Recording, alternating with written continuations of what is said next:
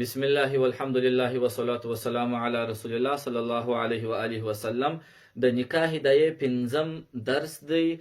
د درس څخه در مخه درې سوالونه دي، د هغه ته جوابو وروسته د نکاح هدایه متن تشریح کوو. اول سوال دی: ذمي چاته ویل کیږي؟ ذمي ویل کیږي و هغه کافر ته چې د یو اسلامي هیواد تابعیت ولري. اوس نو دا کافر عام دی، که یهودي وي، که عیسايي وي، که مشرک وي، که سیکولر وي، که ملحد وي، هر ډول کافر چې د یو اسلامي هیواد تابعیت ولري بس هغه ته ذمي ویل کیږي. دا چې زموږ په درس کې راځي راتلونکي. نو ذمي خو نو عام کافر سو، مګر دلته زموږ په درس کې ورڅخه مراد څوک دی؟ اهل کتاب کافرو څخه مراد دی. یعنی یوازې اهل کتاب څوک دي؟ هغه یهودي ورڅخه مراد دی یا نصراني ورڅخه مراد دی، لکه نن زمانې عیسایان. مشرک جنې مراد نه دی، سیکولر او ملحد جنې مراد نه دی. زموږ په درس کې چې د ذمي یادونه کیږي، د هغه ذمي څخه اهل کتاب، هغه کتابي اهل کتاب یهودي او نصراني کافر چې د اسلامي هیواد تابعیت ولري هغه څخه مراد دی. او دوهم سوال دا دی: ملک بضعه چې ویل کیږي او یا ملک متعه چې ویل کیږي، د جماع کولو حق. ملک بضعه یا ملک متعه ویل کیږي د جماع کولو حق. پسې دریم سوال دا: د نکاح په عقد کې شاهدان پر څه شي شاهدان وي؟ دا چې کله د نکاح عقد کیږي، د نکاح ایجاب او قبول کیږي، دوه شاهدان به موجود وي. د دوی شاهدي پر چش باندې معتبره ده، د دوی شاهدي پر چش باندې واردېږي. دوه شان شته: یا به دغه شاهدانو شاهدي پر مهر باندې وي، یا به د شاهدانو شاهدي پر ملک متعه وي. پر چش باندې دي د شاهدان چې شاهدي ادا کوي په نکاح کې، دا پر دې باندې شاهدان دي چې د مهر د ښځې لازم سو پر خاوند، د مال لزوم د مهر لزوم راړي د ښځې پر خاوند باندې، پر دې دوی شاهدان دي. او که پر دې دوی شاهدان دي چې ملک متعه چې د جماع کولو حق د خاوند لپاره ثابت سو پر ښځه باندې، موږ وایو د شاهدان چې دي په نکاح په عقد کې د شاهدانو شاهدي پر مهر باندې نه ده، پر لزوم د مال نه ده چې د ښځې لپاره مهر لازم سو پر خاوند باندې، بلکې په نکاح کې شاهدي د دې لپاره د شاهدان پر دې شاهدان دي چې د دې خاوند لپاره دا ثابته سوله چې د دغه ښځې سره جماع کولی سي، د جماع کولو حق یې د خاوند لپاره ثابت کړي پر ښځه باندې. د دغه درو سوالو جوابو وروسته په متن کې به انشاءالله الرحمن څه خبرې راسي، که داسې څه په ذهن کې وي په هغه باندې بیا سر خلاصیږي. متن را شروع کوو. د هدایه متن مخکې د دې متن دا یوه خبره کوو چې د ذمیانو په ګواهي و شاهدي د ذمي ښځې سره د مسلمان نکاح، چې دوه ذمیان شاهدان موجود وي او یو مسلمان د یو ذمي ښځې سره نکاح تړي، د دا دوه ذمیانو شاهدي دغه نکاح ته صحت ورکوي او که نه ورکوي، دا نکاح صحیح کیږي که نه صحیح کیږي. مخکې موږ دا یادونه کړل چې ذمي چاته ویل کیږي. اوس راځو: و ان تزوجه، که نکاح وکړل مسلمون مسلمان ذمیتن د یو ذمي ښځې سره د یو کتابیه اهل کتاب یهودیه یا نصرانیه یا عیسائیه یو ښځه وه چې په اسلامي هیواد کې اوسېدل، د دغه ذمي سره د مسلمان نکاح وکړل بشهادت، په شاهدي سره ذمیین د دوه ذمیانو چې هغه هم دواړه د اسلامي هیواد تابعیت لرونکي وه، دا نکاح صحت لري که یا جاز و دا جواز لري عند ابي حنیفه و ابي یوسف، د امام صاحب او د امام ابو یوسف رحمهم الله تعالی په نیز دا نکاح صحت پیدا کی، نکاح صحیح سوه. وقال محمد و زفر، امام محمد او امام زفر صاحب وایي لا یجوز، دا نکاح جواز نه لري. یعنی که یو مسلمان د یو ذمي ښځې سره نکاح کوي او شاهدان یې څوک وي، دوه ذمي د اسلامي هیواد تابعیت لرونکي اهل کتاب وي، دغه نکاح صحت نه لري. ولې؟ لأن السماع، ځکه اورېدل په نکاح کې د ایجاب و قبول اورېدل شهادت بلل کیږي، ولا شهادت او شاهدي نه صحیح کیږي د کافر علی المسلم پر مسلمان باندې. کافر پر مسلمان باندې شاهدي نشي ادا کولی، د کافر شاهدي پر مسلمان باندې اعتبار وړ نه ده.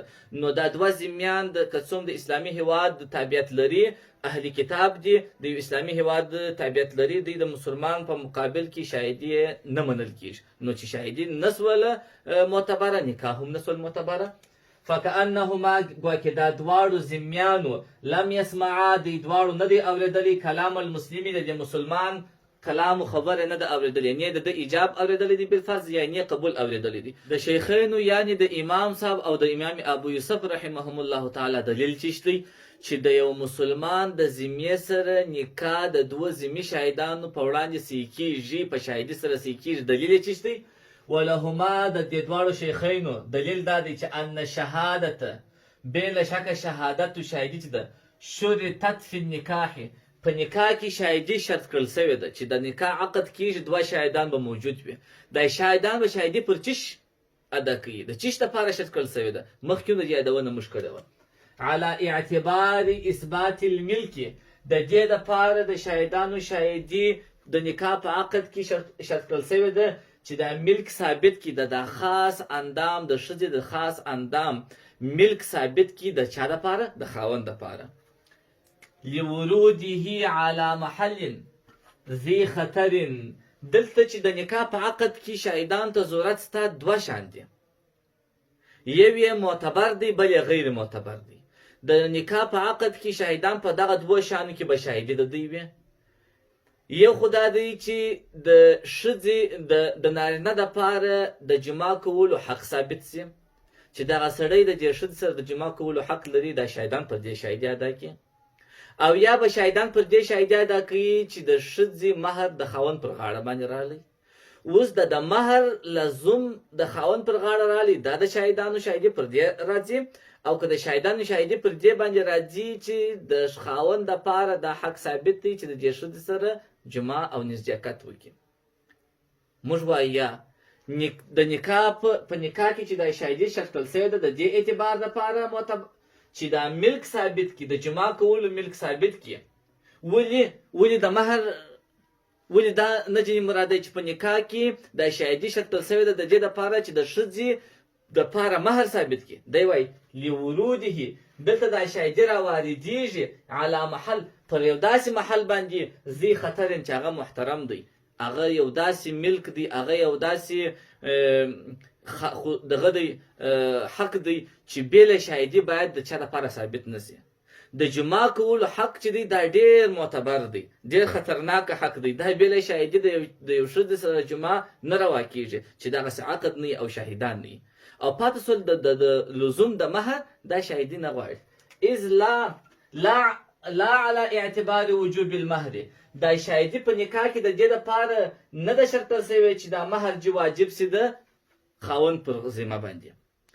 اوس نو خبره نتیجه چې راوتل اذ لا شهادت، شهادت نسته تشترط فی لزوم المال، چې هغه د مال په لزوم کې شرط کړل شوی.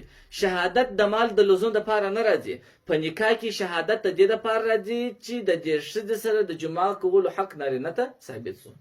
وهما دغه دواړه ذمي شاهدان چې موږ مخکې ول هغه ذمیین، دا شاهدان چې دي د ذمي شاهدان چې د اهل کتاب تابعیت لرونکي، د اسلامي هیواد تابعیت لرونکي اهل کتاب شاهدان چې دي د دوی شاهدي پر چا باندې راځي؟ شاهدان دي دواړه شاهدان چې علیها پر دې ذمیې ښځې باندې، پر دا ذمیې ښځې باندې شاهدان دي، پر دې مسلمان باندې نه دي شاهدان. د دوی د مسلمان د پاره یو شی ثابتي پر ښځه باندې لزوم د دوی د شاهدي راځي، نتیجه د دې شاهدي پر دا ښځه باندې رااله. نو ځکه امام صاحب او امام ابو یوسف صاحب وایي که چیرې یو مسلمان ذمي د یو ذمیې اهل کتاب سره نکاح کوله او دوه ذمیان شاهدان و، دا نکاح صحت لري. که تا ته وایي چې د کافر شاهدي پر مسلمان نه صحیح کېږي، ځان دا پر مسلمان شی نه لازمیږي د دوی په شاهدي ادا کولو سره، بلکې پر ښځه باندې دا لازمیږي چې ستا سره د جماع کولو حق و دې نارینه مسلمان ته ثابت دی. امام محمد صاحب او امام ظفر صاحب ویلي وه چې د مسلمان نکاح د ذمیې ښځې سره د دوه ذمیانو په شاهدي سره د نکاح نه صحیح کېږي. ولې؟ ده ویلي وه، دوی دوه ویلي وه چې دغه ذمیان داسې موږ فرض کوو چې د دې عقیدینو خبره یې سره نه ده اورېدلې. نو چې خبره یې وانه اورېدله او اورېدل په عقد کې دا د ضروري دي، نو په دا خطر نکاح نه صحیح کېږي. موږ ته وایو اوکې صحیح دی، بخلاف مخالف حکم دی. ما هغه وخت ما د هغه صورت اذا لم يسمع چې دوی وانه اوري دا شاهدان کلام زوج، خبره د زوج، وصحیح دی. موږ هم دا وایو، موږ وایو که چیرې زوج دا خاوند د دې ښځې سره نکاح تړله او دغه ایجاب او قبول یې شهیدانو وانه ورېدی، بس نو د نکاح نصیب ده. موږ هم دغسې وایو نکاح نصیب کېږي. لأن العقد دا تړون ینعقد تړل کېږي، د عقد د نکاح تړل کېږي بکلاميهما د خاوند او د ښځې په کلام سره یا د دوی د ولیانو په کلام په ایجاب او قبول سره عقد کېږي. والشهادة او د شاهدي شرطت على العقد، دا پر عقد باندې دا شاهدي شرط کړل سوې ده. نو موږ هم وایو که چیرې د نکاح په جریان کې د ایجاب او قبول کېدی او شاهدانو دغه ایجاب او قبول وانه ورېدی، نو دا نکاح موږ هم صحت نور کوو، دا نکاح زموږ په نیز هم نه دسي. مګر وکې واورېدله، نو اورېدل پر نه اورېدل تاسو باید قیاس نه کوئ. تاسو خو داسې وایاست چې د اعظمین د شاهدي واورېدله، مګر بیا هم موږ وایو لکه نه چې اورېدلي، نو هغه نو تاسو قیاس مال فارق کوئ. نو ځکه مفتابهي قول دا دی چې د یو مسلمان نکاح د یو ذمیې سره د دوه ذمیانو په شاهدي باندې صحت لري. السلام علیکم ورحمة الله وبرکاته.